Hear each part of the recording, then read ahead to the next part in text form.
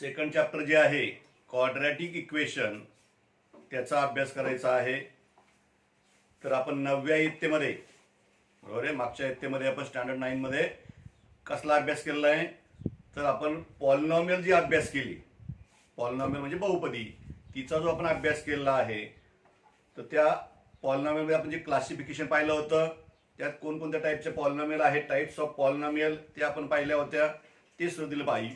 You have studied polynomials in last year, म्हणजे मागच्या वर्षी आपण 9वीच्या इयत्तेमध्ये हे आपण पाहिलेलं होतं. You know types of polynomials according to their degree. Types of polynomials according to their degree, म्हणजे जे आपल्या पॉलिनॉमियल आहेत त्यांची जी डिग्री आहे ती डिग्री आपण त्यांची टाईप जे आहे ते डिग्रीवरनं आपण ठरवते. तर डिग्री कशी काढतो आपण,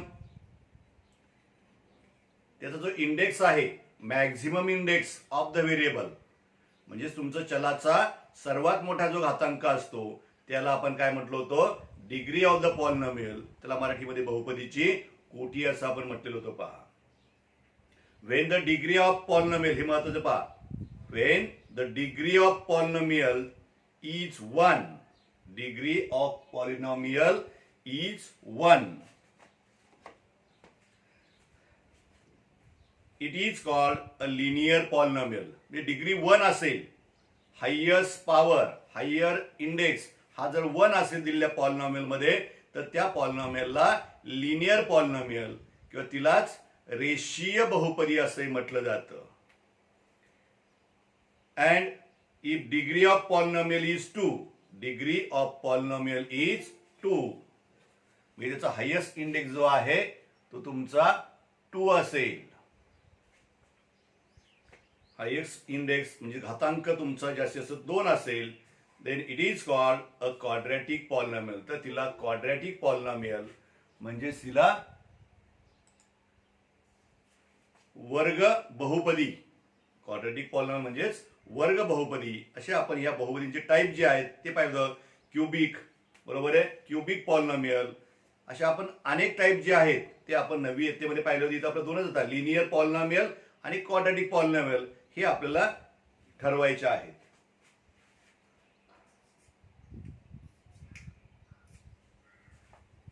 तर मग मी तुम्हाला फळ्यावरती जी ऍक्टिव्हिटी आहे ती आपल्याला कंप्लीट करायची आहे. कोणती ऍक्टिव्हिटी आहे, classify the following polynomials as linear and quadratic. As linear and quadratic. Classify the following polynomials as linear and quadratic, म्हणजे लिनियर आहे की क्वाड्रॅटिक आहे ते आपल्याला ओळखायचं आहे. पहा, तर पहिली पॉलिनॉमियल आहे 5x + 9, दुसरी दिली आहे x² + 3x - 5, तिसरी आहे 3x - 5, चौथी आहे तुमची 3x² - 5x, आणि शेवटची आहे तुमची 5x². मोनोमियल, बायनोमियल, ट्रायनोमियल ह्या टर्मवरनं आपण ठरवल्या होत्या. तर इथं आपल्याला आता इंडेक्सवरनं ठरवायचे लिनियर आहे की क्वाड्रॅटिक आहे, बरोबर आहे. मग बघूया आपण आता. तर लिनियर पॉलिनॉमियल सांगितल्याप्रमाणे डिग्री किती पाहिजे, 1 पाहिजे, बरोबर आहे. मग कोणत्या कोणत्या पॉलिनॉमियलची डिग्री 1 आहे, याची डिग्री किती आहे, का नाही, याचा हा एक्स व्हेरिएबल आहे, त्याची डिग्री म्हणजे तुमचा इंडेक्स जो आहे तो 1 आहे, म्हणून या पॉलिनॉमियलची डिग्री 1 आहे. या पॉलिनॉमियलची डिग्री, इथे व्हेरिएबल एक्स आहे, इथे व्हेरिएबल एक्स आहे, पण मॅक्झिमम तुमची 2 आहे. नंतर या पॉलिनॉमियलमध्ये एक्स इथं व्हेरिएबल आहे, याचा इंडेक्स तुमचा मॅक्झिमम 1 आहे, म्हणजे याची डिग्री 1च आहे. इथं डिग्री 2, इथं डिग्री 5x², इथे तुमचा एक्सचा इंडेक्स जो आहे, घातांक जो आहे तो किती तुमचा 2च आहे, म्हणजे ही पॉलिनॉमियल सुद्धा तुमची काय आहे, क्वाड्रॅटिक पॉलिनॉमियल आहे, बरोबर आहे. म्हणून तुम्हाला क्लासिफिकेशन करायचं आहे, त्याची डिग्री 2 आहे म्हणून, बरोबर आहे. ज्याची 1 ती लिनियर पॉलिनॉमियल आणि ज्याची 2 ती क्वाड्रॅटिक पॉलिनॉमियल. म्हणजे पहिली जी काय तुमची 5x + 9 ही लिनियर पॉलिनॉमियल आहे, त्याच्या पुढची ही तुमची क्वाड्रॅटिक पॉलिनॉमियल आहे, x² + 3x - 5. 3x - 5 linear polynomial, नंतर 3x² - 5x ही तुमची क्वाड्रॅटिक पॉलिनॉमियल आणि शेवटची जी आहे ती सुद्धा तुमची क्वाड्रॅटिक पॉलिनॉमियलच आहे. त्यांची डिग्री 2 असल्यामुळे म्हणजे डिग्री 2 2 2 आहे म्हणून क्वाड्रॅटिक पॉलिनॉमियल, डिग्री 1 आहे म्हणून तुमची ती लिनियर पॉलिनॉमियल जी आहे ती असणार आहे. तर अशा प्रकारे हे क्लासिफिकेशन जे आहे ते आपल्याला करायचं होतं. आता हे जे क्वाड्रॅटिक पॉलिनॉमियल आहे, ही क्वाड्रॅटिक पॉलिनॉमियल जे आहेत याच्या इक्वल टू आपण जर 0 घेतला, now equate the quadratic polynomial to 0 and study the equation, we get such type of equation is known as quadratic equation. जे आपलं चॅप्टरचं नाव आहे. म्हणजे इक्वेशन कधी तयार होतं, त्याच्यामध्ये इक्वल साइन असेल, त्यामध्ये इक्वल साइन आलं मग राईट साईडला तुमचं कुठलाही नंबर असेल, 0 असेल, 1 असेल, 2 असेल, 5 कुठलाही असू द्या, तर ते जे नंबर ज्यावेळेस येतं इक्वल साइन ज्यामध्ये असतं तर त्यावेळेस त्याला आपण इक्वेशन असं म्हटलं जातो. लेफ्ट साइड राईट साइड ज्यावेळेस तयार होते त्यावेळेस ती इक्वेशन असतं. तर such type of equations is known as quadratic equation. In practical life we may use quadratic equation in many times. आपण आपल्या जीवनामध्ये अनेक वेळा या इक्वेशनचा उपयोग करत असतो. तर त्याचं एक दुसरं सॉल्व एक्झाम्पल त्यांनी दिलेलं आहे, त्याचा विचार आपण नंतर करूया. त्याची काय आवश्यकता आपल्याला लगेच नाहीये, कारण ते क्वाड्रॅटिक इक्वेशन कसं तयार होतं, काय होतं ते दिलेलं आहे. बरोबर आहे. आपण ज्यावेळेस एखादा एरिया फाइंड करतो तर एरिया फाइंड करताना आपल्याला या क्वाड्रॅटिक इक्वेशनचाच उपयोग होत असतो. इक्वेशन कसं तर आहे, कसं आलं ते दाखवलेलं आहे तिथं, पण त्याचा आपला आवश्यकता नाही. पुढची जी ऍक्टिव्हिटी आहे ती आपल्या दृष्टीने महत्वाची पहा, कारण त्याच्यावर सुद्धा आपल्या एक्झाम्पल जे आहेत, परीक्षेला उदाहरणं जी आहेत ती आपल्याला विचारली जातात. तर observe the coefficients. Observe the coefficient. Sonia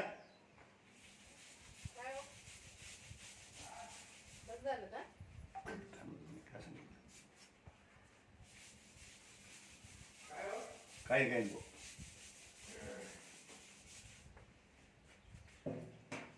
हो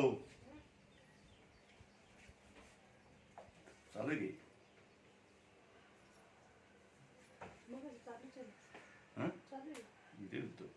हा ऍक्टिव्हिटी पहा काय आता. x² + 3x - 5 3x² - 5x आणि 5x² जे आता आपण घेतलं त्याच ज्या क्वाड्रॅटिक पॉलिनॉमियल आपल्या आहेत. x² + 3x - 5 3x² - 5x आणि शेवटची आहे तुमची 5x². Write the polynomials in the index form. Index form मध्ये लिहायचे आहेत. इंडेक्स फॉर्म मध्ये लिहिताना आपल्याला ज्या टर्म दिलेल्या असतात त्या टर्म विचारात घेऊन त्याच्यानंतरच्या टर्म ज्या आहेत त्या आपण विचार घ्यायच्या असतात. म्हणजे आधी स्क्वेअर टर्म, नंतर एक्सची टर्म आणि शेवटी कॉन्स्टंट टर्म, म्हणजे फक्तच नंबर असली टर्म जी आहे ती आपल्याला घ्यायची असते. मग ऑब्झर्व द कोएफिशियंट म्हणजे आधी या आपल्याला इंडेक्स फॉर्म मध्ये लिहायचे आहेत. या त्याने दिलेलेच आहे तसं ते इंडेक्स फॉर्म मध्ये लिहून. इंडेक्स फॉर्म कोणता आहे, पहिली तुमची x² + 3x - 5 x² म्हणजे पहिली स्क्वेअर टर्म, एक्सची टर्म आणि नंबरची टर्म. पुढच्या याच्यामध्ये आता स्क्वेअर टर्म आहे 3x² - 5x. कोणती टर्म नाही या ठिकाणी. मग आता विच टर्म आर मिसिंग, कोणती टर्म दिलेली नाही. या पहिलं पाचवी पहिल्यामध्ये सगळ्या टर्म दिलेल्या आहेत. स्क्वेअरची टर्म, एक्सची टर्म आणि शेवटी कॉन्स्टंट टर्म. म्हणजे स्क्वेअरची टर्म, एक्सची टर्म म्हणजे कोणती टर्म नाही या ठिकाणी आता. बरोबर आहे. मग कॉन्स्टंट जी दिलेली नसते ती 0 घ्यायची +0. म्हणजे या 3 टर्म इथं म्हणजे डिग्री जेव्हा 2 असते तेव्हा टर्म म्हणजे 3 असतात, 1 2 3. तसं शेवटच्या याच्यामध्ये 5x² ही एकच दिलेली आहे. एक्सची टर्म पण नाहीये आणि वायची कॉन्स्टंट टर्म पण नाहीये म्हणून ती 0x घ्यायची एक्सची टर्म आणि कॉन्स्टंट टर्म सुद्धा 0 घ्यायची आहे. म्हणजे थोडक्यात जी टर्म दिलेली नसेल त्या 0 आणि मल्टिप्लाय बाय जी टर्म नाही ती. समजा x² ची टर्म आता असणार आहे पण एक्सची टर्म नाही म्हणून 0 × x घेतला आपण आणि शेवटी कॉन्स्टंट टर्मला कुठे नंबर तो असतो म्हणून +0 हा शेवटी लिहायचा असतो. मग कोएफिशियंट ऑफ x² पहिल्या याच्यामध्ये पहा. कोएफिशियंट्स ऑफ x² आर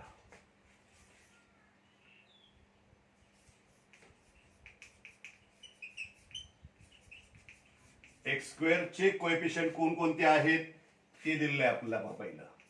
मग पहिल्या याच्यामध्ये एक्स स्क्वेअरला कोणत्या नंबरने मल्टिप्लाय केलंय? कुठलाच नंबर नाही. पहिल्या पॉलिनॉमियल मध्ये कुठलाच नंबर नाही. कुठला नंबर नसतो त्यावेळेस तो 1 असतो. सेकंड मध्ये या एक्स स्क्वेअरला कोणत्या नंबरने मल्टिप्लाय केलंय? 3, म्हणून त्याचा कोएफिशियंट 3 आहे एक्स स्क्वेअरचा. आणि शेवटच्या याच्यामध्ये एक्स स्क्वेअरचा कोएफिशियंट कोणता आहे? 5. बरोबर आहे पहा. म्हणजे हे तुमचे एक्स स्क्वेअरचे कोएफिशियंट आहेत. These coefficient are non zero. हे झिरो असणार नाहीत. जर हे झिरो असतील तर ती क्वाड्रॅटिक पॉलिनॉमियल राहणारच नाही. म्हणून ती क्वाड्रॅटिक पॉलिनॉमियल असण्यासाठी जी स्क्वेअरची टर्म आहे ती तुमची तिथं असणारच आहे. स्क्वेअरची टर्म नसेल तर ती क्वाड्रॅटिक पॉलिनॉमियल होऊ शकत नाही. म्हणजे तुमची नुसतं ही एक्स आणि 3x-5 असेल तर काय होणार आहे? लिनियर पॉलिनॉमियल ती होणार. म्हणून तुमची ही स्क्वेअरची टर्म जी आहे क्वाड्रॅटिक पॉलिनॉमियल मध्ये स्क्वेअरची टर्म ही असलीच पाहिजे. ती असणारच आहे. आणि म्हणून त्याचे कोएफिशियंट जे आहे ते तुमचे आपोआपच नॉन झिरो नंबर. तो पॉझिटिव्ह निगेटिव्ह कोणताही असू शकतो पण झिरो मात्र असणार नाही. पुढचं विचारलं आपलं तर coefficient of X are. Coefficient of X are. पहिल्या याच्यामध्ये एक्सचा कोएफिशियंट 3 पहा. तो तुम्हाला दिलेला आहे त्याने. मग आणि पुढे 2 एम्प्टी बॉक्स दिलेत. मग दुसऱ्या पॉलिनॉमियल मध्ये एक्सचा कोएफिशियंट कोणता आहे? 5. नुसता 5 नाही, साइन सह घ्यायचंय पहा आपण. एक्सचा कोएफिशियंट तुमचा -5 आहे. म्हणून इथं मायनस साइन लिहायला विसरू नका. नुसतं 5 लिहिलं चुकलं. म्हणून एक्सचा कोएफिशियंट जो आहे तो -5 आहे. आणि लास्ट पॉलिनॉमियल मध्ये 0. म्हणून तिथं शेवटी 0 तुमचं येईल. आणि कॉन्स्टंट टर्म्स म्हटलंय.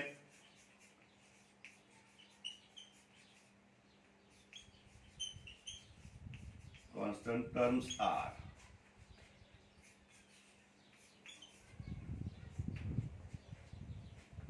पहिल्या पॉलिनॉमियल मध्ये कॉन्स्टंट टर्म -5. बरोबर आहे -5. दुसऱ्या याच्यामध्ये 0. आणि लास्ट पॉलिनॉमियल मध्ये ऑल्सो 0. लक्षामध्ये एक कोएफिशियंट तुम्हाला ओळखता आले पाहिजे. कॉन्स्टंट टर्म कोणती आहे ती आपल्याला समजली पाहिजे किंवा ओळखता आली पाहिजे. Here constant term of second and third polynomial is 0. इथं तुमची कॉन्स्टंट जी आहे ती 0 आलेली आहे. 0 असू शकते कॉन्स्टंट, लक्षात घ्या. फक्त तुमचं हा मात्र जो आहे स्क्वेअर टर्मचा जो कोएफिशियंट आहे तो मात्र 0 असणारच नाही. नेव्हर 0. नॉन 0 नंबर तो असणार त्या ठिकाणी. मग आता standard form of a quadratic equation हे आपल्याला पाहिजे. स्टँडर्ड फॉर्म कसा असतो? जसं नियम एखादा असतो त्या नियमाप्रमाणे इथं आपल्याला पाहायचंय. पहा मग या ऍक्टिव्हिटी तुम्ही घरी कंप्लीट करायच्या. आपल्या वहीमध्ये लिहून काढायच्या आहे. कारण ही सुरुवात आहे. ही परीक्षेला विचारणार नाहीत पण आपला कोएफिशियंट म्हणजे काय हे कळण्यासाठी हे महत्वाचं आहे. क्वाड्रॅटिक पॉलिनॉमियल म्हणजे काय हे कळणं गरजेचं आहे. कारण लिनियर इक्वेशन इन 2 व्हेरिएबल आपण घेतलंय. त्याच्यामध्ये तुमचं लिनियर इक्वेशन म्हणजे काय ते आलंच. बरोबर. इथे आपण ते पाहिलं थोडक्यामध्ये. पण आता क्वाड्रॅटिक पॉलिनॉमियल आणि क्वाड्रॅटिक इक्वेशन ते आपण पाहतोय. पहा स्टँडर्ड फॉर्म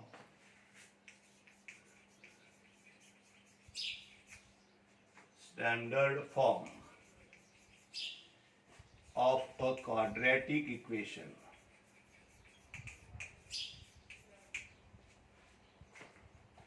द इक्वेशन काय सांगितलं पहा. त्याची थोडक्यात डेफिनेशन दिलेली आहे. The equation involving one variable. त्या इक्वेशन मध्ये एकच व्हेरिएबल असेल. And having 2 as the maximum index.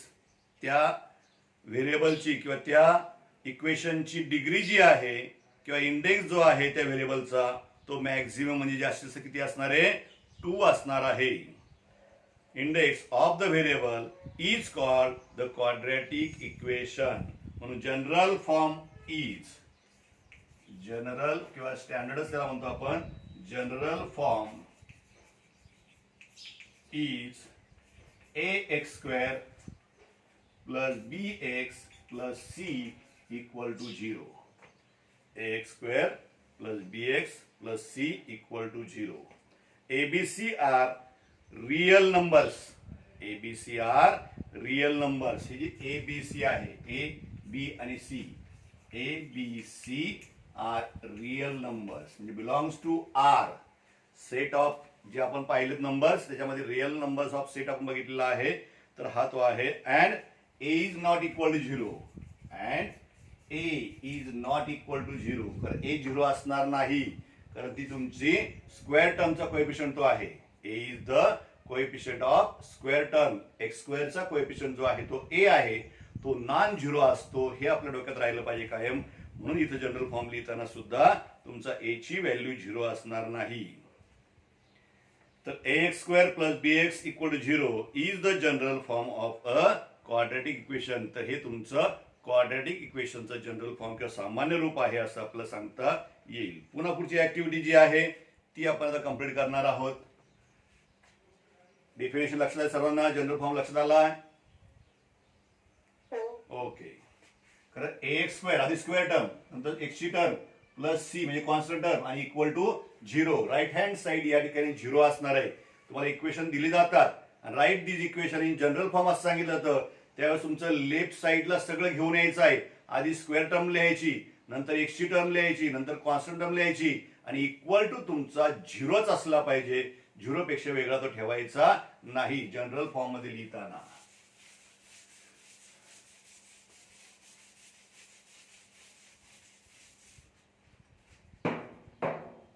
तर कंप्लीट द फॉलोइंग टेबल म्हटलंय पहा. क्वाड्रॅटिक इक्वेशन, नंतर ते जनरल फॉर्म मध्ये लिहायचं आहे.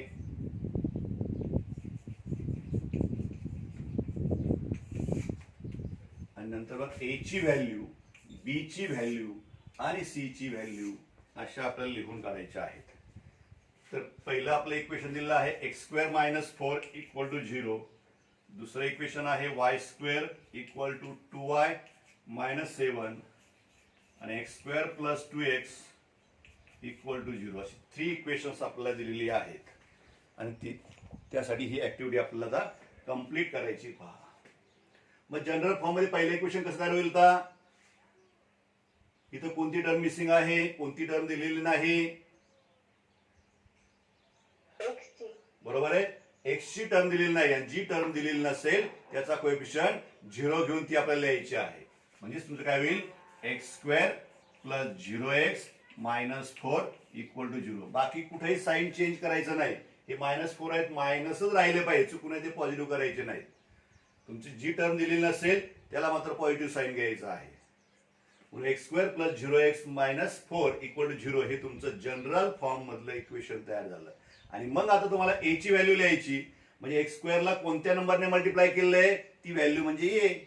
कोणता नंबर इथं? 1 आहे. कुठलाच नंबर नसेल त्यावेळेस तो 1 असतो. हे वारंवार मी सांगतो, लक्षात घ्या. या एक्स स्क्वेअरला मल्टिप्लाय नंबर जो आहे तो कुठलाच नंबर नाही, म्हणजे तो 1 आहे. नंतर एक्स ला मल्टिप्लाय कोणता नंबर आहे? तो म्हणजे बी आहे का नाही? तो इथं 0 आहे म्हणून बी ची व्हॅल्यू 0. आणि सी म्हणजे कॉन्स्टंट टर्म, साइन स घ्यायचा आहे, चिन्ह स घ्यायचा आहे, तो आहे तुमचा -4. आता पुढं Y square equal to Y minus 7 हे तुम्हाला दिलेलं इक्वेशन आहे. हे आधी जनरल फॉर्म मध्ये लिहून काढायचं आहे. वाय स्क्वेअर ही टर्म तुमची इथंच आहे. हा 2y साइड चेंज करून इकडे आणला म्हणजे प्लस आहे, लेफ्ट साइडला तो आणला म्हणजे -2y होईल. बरोबर आहे. प्लस 2y चा तो -2y होईल. -7 आहे, त्याची पण साइड चेंज केली आपण तर तो तुमचा +7 होईल. आणि तेव्हा तुमचं दोन्ही टर्म तुम्ही इकडे आणता त्यावेळेस शिल्लक तुमचा 0 राहतो म्हणून इक्वल टू 0 लिहायचं असं. दोन्ही टर्म लिहावं. +2y इकडे आणला, -2y झाला. -7 जो आहे तो लेफ्ट साइडला आणलाय आपण राईट साइड मधून म्हणून तो +7 झालेला आहे. मायनसचा प्लस, प्लसचा मायनस. बोला व्हॅल्यू सांगा. ए ची व्हॅल्यू 1 बरोबर आहे. वाय ची व्हॅल्यू आपल्या बी ची व्हॅल्यू -2 बरोबर आहे. शाबास. चिन्हासह घेत जायची व्हॅल्यू लक्षात ठेवा. आणि शेवटी कॉन्स्टंट टर्म 7. कारण आपण पॉझिटिव्ह असं लिहित नाही. पॉझिटिव्ह साईन लिहिण्याची गरज नाही, पण निगेटिव्ह साईन जर असेल तर ते लिहिलंच पाहिजे, दिलंच पाहिजे. शेवटचा आता x² + 2x = 0. बरोबर, हे दिलेलं आहे. जनरल फॉर्म काय तुमचा आता x² + 2x आणि मग इथं कॉन्स्टंट टर्म नाहीये म्हणून ती +0 घेऊन ती टर्म घ्यायची आहे. x² + 2x + 0 = 0. मग x² चा कोएफिशियंट 1, x चा कोएफिशियंट म्हणजे b ची व्हॅल्यू आणि शेवटी कॉन्स्टंट टर्म म्हणजे c ची व्हॅल्यू 0. तर कुठलाच नंबर नाही म्हणजे तो 0 आहे, ते लक्षात घ्या. आपण इथे 0 दाखवला +0 म्हणून तुमची c ची व्हॅल्यू 0. तर याप्रमाणे ही ऍक्टिव्हिटी सुद्धा आपण कंप्लीट केलेली आहे. तर अशा प्रकारे हे आपल्याला सोडवता येतं पहा. तर decide which of the following are quadratic equations. तर दिलेली इक्वेशन कोणती क्वाड्रॅटिक आहेत, कोणती नाहीत असं आपलं ठरवायला येतं. किंवा पहिला प्रॅक्टिस सेट जो आहे त्याच्यामध्ये पण हे आहे, ते आपण एकदा पुन्हा पाहूया. मग आता ते कसं लिहायचं असं याला महत्व आहे. बरोबर आहे. एक इक्वेशन आपण पाहूया आणि त्याच्यावरनं आपण ठरवूया दिलेलं इक्वेशन क्वाड्रॅटिक आहे किंवा नाही हे कसं ठरवायचं. डेफिनेशन आपण पाहिली, जनरल फॉर्म आपण पाहिलाय. तसं जनरल फॉर्म मध्ये लिहिलं असेलच असं नाही, नसलं तरी विचार त्याचा करायचा नाही. फक्त आपल्या दृष्टीने महत्वाचं काय आहे, डेफिनेशन काय सांगितलं आपण, maximum degree of the variable is 2. दिलेल्या इक्वेशन मध्ये जर व्हेरिएबल जे असतील एक्स असेल, वाय असेल, कुठलाही असू द्या, त्या व्हेरिएबलचा इंडेक्स, मॅक्झिमम इंडेक्स, सर्वात मोठा घातांक हा 2च पाहिजे. 2पेक्षा जास्त चालणार नाही किंवा 2पेक्षा कमीही चालणार नाही. 2च, मॅक्झिमम 2च पाहिजे फक्त. तर तिला आपण क्वाड्रॅटिक इक्वेशन असतो, त्या इक्वेशनला आपण क्वाड्रॅटिक इक्वेशन असं म्हणत असतो. तर पहिलं इक्वेशन दिलेलं आहे पहा. त्याच्यामध्ये 3x² - 5x + 3 = 0. तर हे क्वाड्रॅटिक इक्वेशन आहे की नाही हे कसं ठरवायचं आपल्याला. दिलेलं इक्वेशन जे आहे ते आपण लिहून काढले. मग आता याच्यामध्ये व्हेरिएबल कोणतं तुमचं x आहे पहा. बरोबर आहे. आणि मग याचा मॅक्झिमम इंडेक्स कोणता आहे तुमचा, मॅक्झिमम घातांक किती आहे, 2 आहे, 2 आहे. बरोबर आहे. म्हणून इथे 1 आहे, इथं 2 आहे, नाही जे बाकीचं. म्हणून मॅक्झिमम म्हणजे जास्तीत जास्त जो इंडेक्स आहे, जो घातांक आहे तो तुमचा 2 आहे. म्हणून this equation is a quadratic equation. म्हणून या इक्वेशनला वर्ग समीकरण, मराठीमध्ये त्याला वर्ग समीकरण असं म्हटलं जातं. आपल्याकडे नॉन सेमीचे पण विद्यार्थी आहेत म्हणून आपल्या मराठीत सुद्धा सांगावं लागतंय. आपण जरी बरंचसं इंग्लिशमध्ये लिहून घेत असलो पण आपलं ते मराठीत सांगणं गरजेचं आहे. आणि तुम्हाला समजण्यासाठी मराठीत सांगणं गरजेचं आहे, समजून घेणं गरजेचं आहे. तर in this equation X is the only variable and maximum index of the variable is 2. म्हणजे ते म्हणजे maximum index, maximum index of the variable X is 2. हे पहिलं तुमचं. आणि म्हणून मग तुमचं हेन्स इट इज, कुणाचं माईक चालू रे, a quadratic equation. It is a quadratic equation.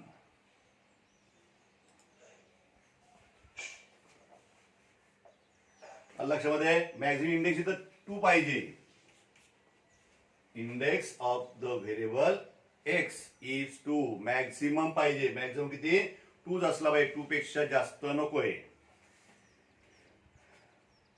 Second आहे की नाही ठरवा तुम्ही. 9y² + 5 = 0. 9y² + 5 = 0. आता इथं कोणती टर्म मिसिंग आहे कोणती नाही त्याला महत्व नाही, फक्त इंडेक्स पाहायचा आपण. व्हेरिएबल कोणतं तुमचं, y. बरोबर, व्हेरिएबल y आणि इंडेक्स कितीचा मॅक्झिमम 2 आहे. नीट लक्षात द्या इकडं. म्हणून maximum index of the variable y is 2. Same याच प्रमाणे लिहायचंय, is 2. Hence it is a quadratic equation.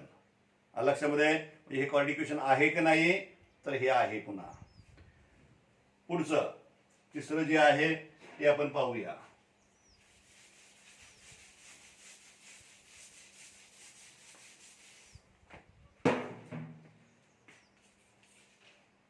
M cube minus 5m² plus 4 equal to 0. Term 3च आहे, पण एम व्हेरिएबल जी आहे त्याकडे नीट लक्ष द्या. म्हणजे इथं एम व्हेरिएबल, इथं याचा इंडेक्स 3, याचा इंडेक्स 2, दोन ठिकाणी एम व्हेरिएबल आहे. एका ठिकाणी इंडेक्स तुमचा 3 आहे, घातांक 3 आहे, आणि एका ठिकाणी घातांक तुमचा 2 आहे. मग हे क्वाड्रॅटिक इक्वेशन आहे का तुमचं? ऐका, कारण इथं मॅक्झिमम इंडेक्स जो आहे तो तुम्हाला 2 पाहिजे होता, पण इथं 2 पेक्षा जास्त असतो. इथे तुमचा 3 आहे, 2 पेक्षा मोठा तो आहे, तो 3 आहे, आणि म्हणून it is not a quadratic equation. म्हणून in the equation M cube minus 5m² plus 4 equal 0. तर पहिला एम्प्टी बॉक्स मध्ये दिलेला पहा, empty box is the only variable but maximum index of the variable is not 2. बरोबर आहे. मग तिथे पहिल्या एम्प्टी बॉक्स मध्ये काय लिहिणार आहात? कोणतं व्हेरिएबल आहे? Dash dash is the only variable. एकच व्हेरिएबल कोणतं आहे ते तुमचं यम. म्हणून पहिल्या एम्प्टी बॉक्स मध्ये यम लिहायचं आहे. म्हणून एम्प्टी बॉक्स मध्ये M is the only variable but maximum index of the variable is not 2. Hence it is